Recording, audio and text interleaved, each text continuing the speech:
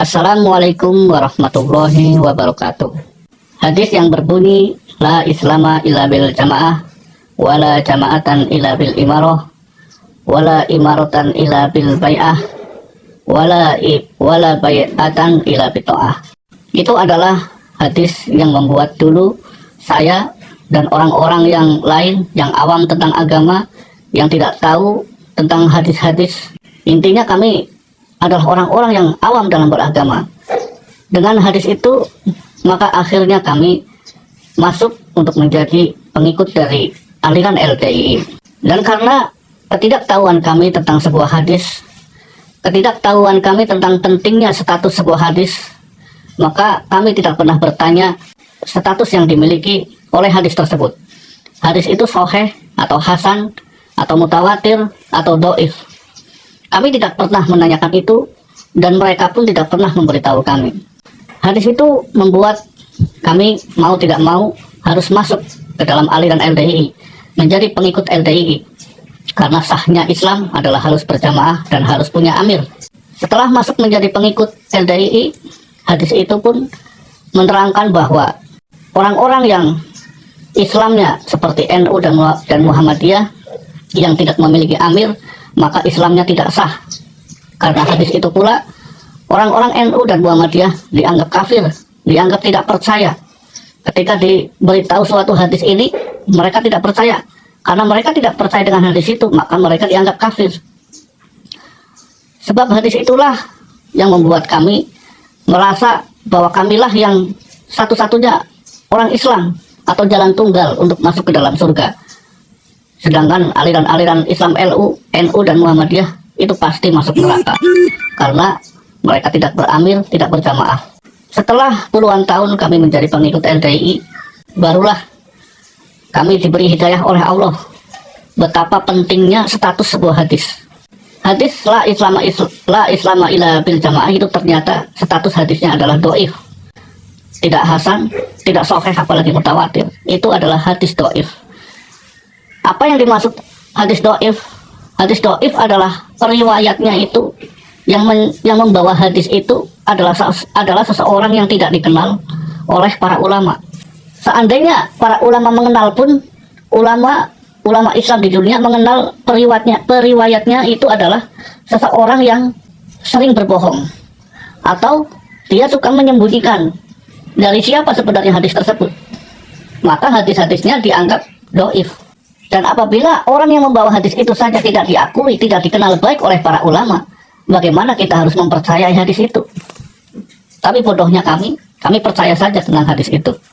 Hadis itu diriwayatkan adalah perkataan dari Khalifah Umar.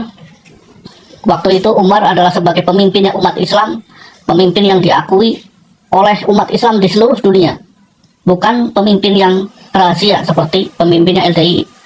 Umar adalah seorang pemimpin yang diakui oleh umat Islam di seluruh dunia. Bukan cuma umat Islam saja yang mengakui. Orang-orang kafir pun mengakui bahwa Umar adalah pemimpin Islam.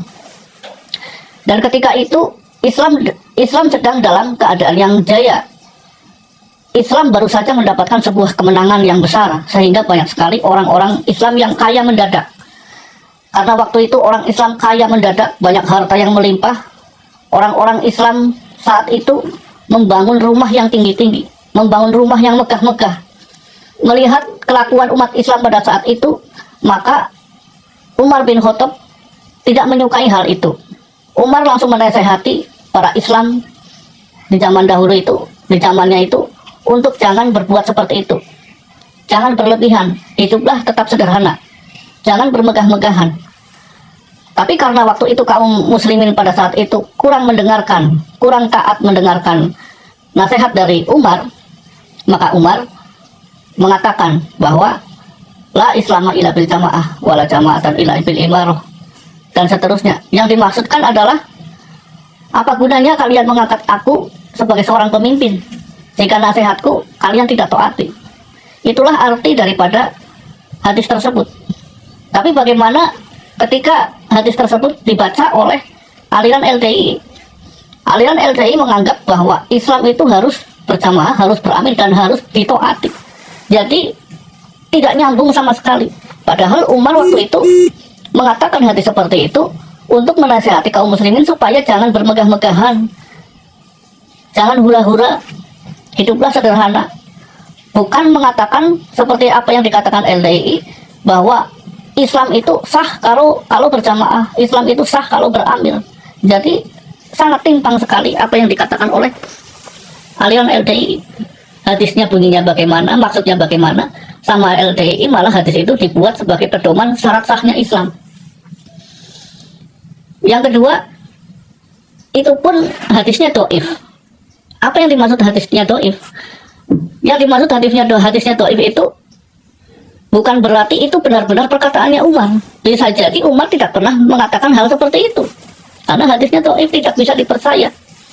Kalaupun dipercaya, maksud dari hadis itu adalah seperti itu tadi yang saya katakan, bukan menjadi syarat sahnya Islam. Apalagi jika ternyata diketahui hadis itu adalah palsu. Umar tidak pernah mengatakan seperti itu. Bagaimana coba? Itulah pentingnya status sebuah hadis.